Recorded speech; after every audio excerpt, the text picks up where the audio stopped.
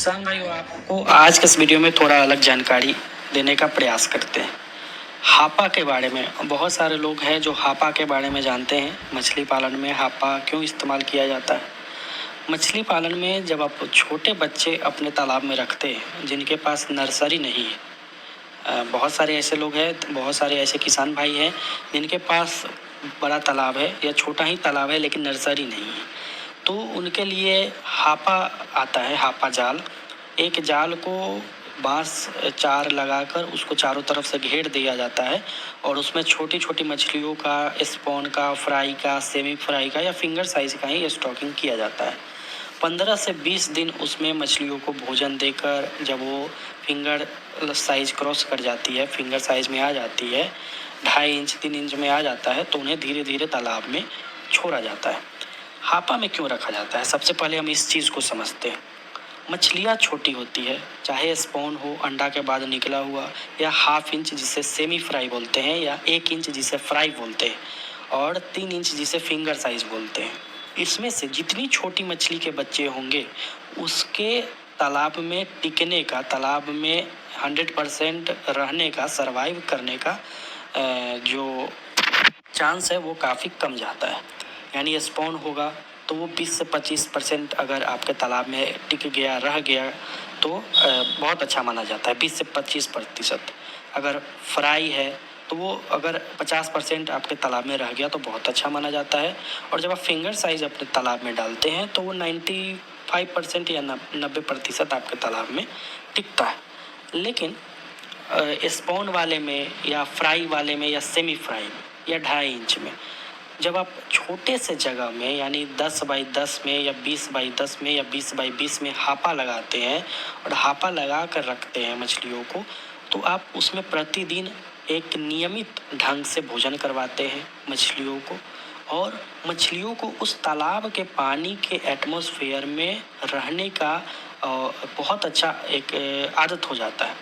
जिससे क्या होता है कि जब मछलियाँ बड़ी होती है तो वो बहुत अच्छे से उस पानी में सरवाइव करता है, रहता है, क्योंकि बचपन से ही, छोटे से ही उस मछली को वहाँ रखा गया है उस कंडीशन में, तो 100% वहाँ पे सर्वाइवल आने का चांस होता है। 100% मछलियाँ टिकती है। अगर मान लीजिए आपने हमसे स्पॉन मंगवाया, एकदम छोटा मछली, या फ्राई मंगवाया या सेमी फ्राई मंगवाया, और आपने डायरेक्ट जाकर अपने बड़े वाले 1 एकड़ 2 एकड़ 3 एकड़ या आधा एकड़ के तालाब में डाल दिया।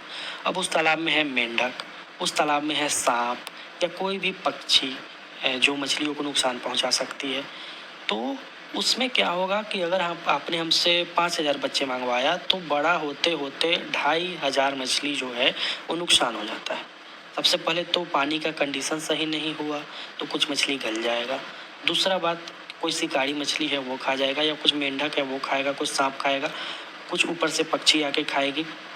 इन सभी से बचने के लिए सबसे अच्छा उपाय है हापा।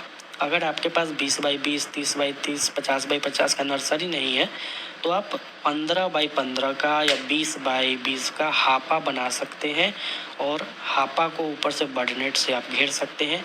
प्रतिदिन मछलियों को 2 टाइम आप उसमें जाकर फीडिंग कर सकते हैं।